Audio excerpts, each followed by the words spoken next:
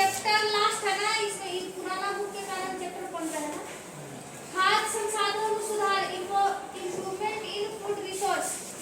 नए वाले बुक में 12 चैप्टर है। पहला इसमें देखिए हरित क्रांति कब शुरू किया गया? 1960 गेहूं और चावल की उत्पादकता बढ़ाने के लिए। दूसरा श्वेत क्रांति किस लिए? दूध उत्पादन। तीसरा पार्ट लिखिए गेहूं, चावल, मक्का, बाजरा तथा ज्वार।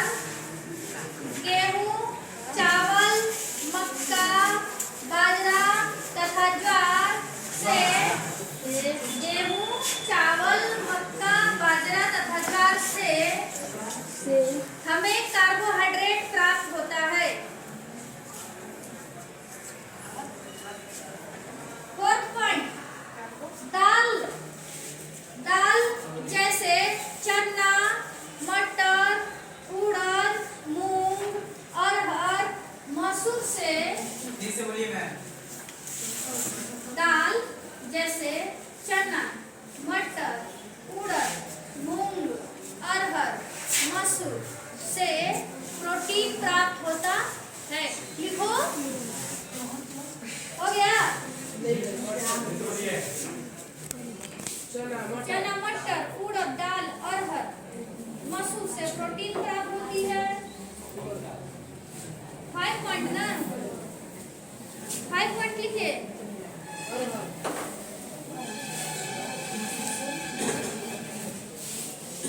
तेल वाले पदार्थ, तीसरा चौथा पॉइंट, तेल वाले पदार्थ जैसे सोयाबीन, मूंगफली, तिल, अरंड, सरसों, अलसी तथा सूरजमुखी से वसा प्राप्त होता है। तेल वाले पदार्थ सोयाबीन, मूंगफली, तिल, अरंड, सरसों, अलसी, सूरजमुखी से वसा प्राप्त होता है। आगे खनिज लवण, छठा पॉइंट हो गया। खनिज लवण सब्जियां,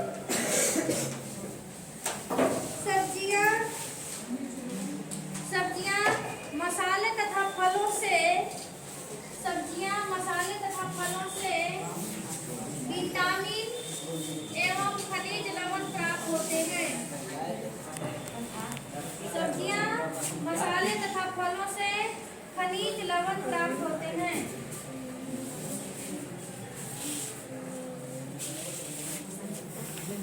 जानवरों को भी एनर्जी चाहिए ना? Yes ma'am. तो घास पूरा चाहिए। चारा का नाम लिखिए। आगे पॉइंट, देखो पॉइंट हो गया 7 पॉइंट। चारा फसलें लिखिए। जैसे बरसीम, चारा फसलें बरसीम, जई तथा सुडान घास से चारा प्राप्त होता है।